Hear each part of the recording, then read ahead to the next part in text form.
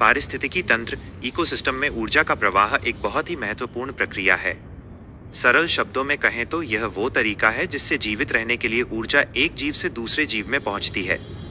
यहाँ पारिस्थितिकी तंत्र में ऊर्जा प्रवाह के मुख्य चरण और नियम दिए गए हैं। 1. ऊर्जा का मुख्य स्रोत, द सोर्स। पृथ्वी पर ऊर्जा का सबसे बड़ा और प्राथमिक स्रोत सूर्य है। पारिस्थितिकी तंत्र में ऊर्जा का प्रवेश सौर ऊर्जा के माध्यम से ही होता है। 2. उत्पादक, प्रोड्यूसर्स। हरे पौधे, जिन्हें हम उत्पादक कहते हैं, प्रकाश संश्लेषण, फोटोसिंथेसिस की क्रिया द्वारा सूर्य की ऊर्जा को रासायनिक ऊर्जा भोजन में बदलते हैं। 3.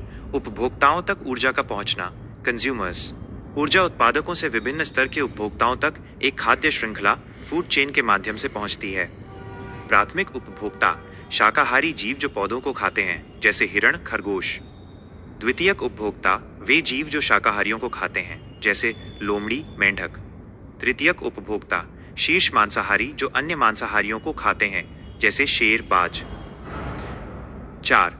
लिंडमैन का 10% का नियम, लिंडमैन्स 10% लॉ। यह ऊर्जा प्रवाह का सबसे महत्वपूर्ण नियम है।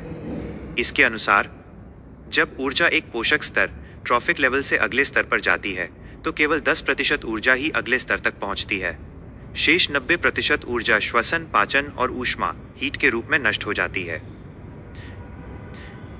5. ऊर्जा प्रवाह की विशेषताएं। एक दिशीय प्रवाह, यूनिडायरेक्शनल। ऊर्जा हमेशा सूर्य से उत्पादकों और फिर उपभोक्ताओं की ओर बहती है। ये कभी वापस सूर्य की ओर नहीं जाती। ऊर्जा का ह्रास, जैसे जैसे हम खाद्य श्रृंखला में ऊपर जाते हैं, उपलब्ध ऊर्जा कम होती जाती है। यही कारण है कि एक खाद्य श्रृंखला में आमतौर पर 4-5 से अधिक स्तर नहीं होते। अपघटक, डिकम्पोजर्स। जब पौधे और जीव मर जाते हैं तो कवक और बैक्टीरिया अपघटक उनके शरीर में बची हुई ऊर्जा का उपयोग करते हैं और पोषक तत्वों को वापस मिट्टी में मिला देते हैं। सारांश तालिका।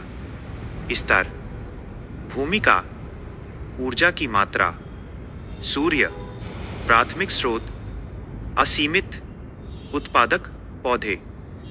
ऊर्जा का रूपांतरण, सर्वाधिक, शाकाहारी, प्राथमिक उपभोक्ता, मध्यम, मांसाहारी, द्वितीयक, तृतीयक उपभोक्ता, सबसे कम।